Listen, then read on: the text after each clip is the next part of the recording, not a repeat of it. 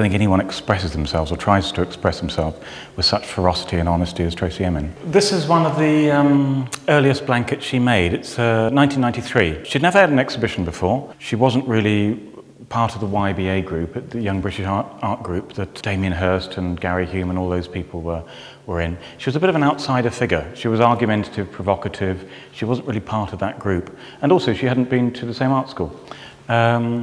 And she was asked to do an exhibition at a small gallery in London, White Cube it's called, and she was asked to provide a CV. And normally, if you're asked to provide a CV, you'd come up with a sheet of A4 with biographical details or exhibition history and this kind of thing.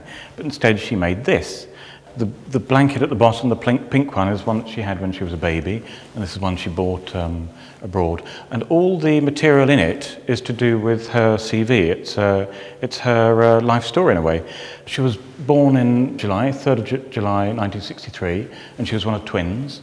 And some of the text goes into her birth. Pam Cashin and Enver Emin were her parents. They had separate families already, they just had an affair, and Pam had even booked in an appointment at the abortion clinic, but was talked out of it, and it says in one of the videos in the show that had she realised that they were going to have twins, she would have gone ahead with the abortion. So Tracey was always in a sort of strange situation mentally right from the start, and that in a way, she wasn't wanted.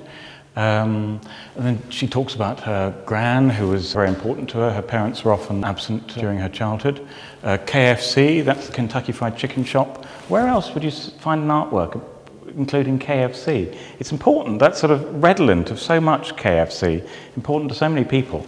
And here it is in Tracey's artwork. Margate, it's all the kind of things you wouldn't find in art. And also the way of doing it, making it out of stitching.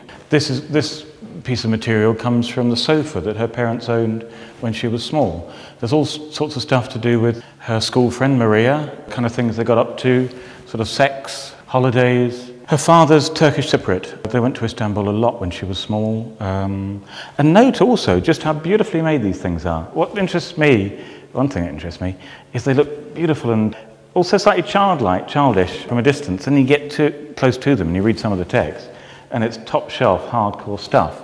There's a funny thing going on there. But very unusual to make at this point in time when Hirst was making these sharks, when Whiteread was doing things about sort of death and life and death. And here comes Tracey making things about growing up in Margate. Hotel International is the hotel that her father and mother owned in Margate, which was a group of 6 bed and breakfasts knocked together to make one hotel, and that's where they grew up. And he went bust in the early 70s, and they became quite hard up after that and lived in a little sort of cottage down at the bottom of the garden. Wonderful thing.